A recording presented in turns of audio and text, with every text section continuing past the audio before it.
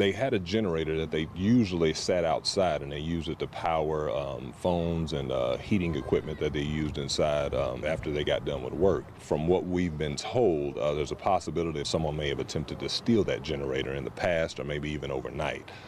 As a result, they took that generator and put it inside to keep it safe. Unfortunately, they did so without realizing the consequences.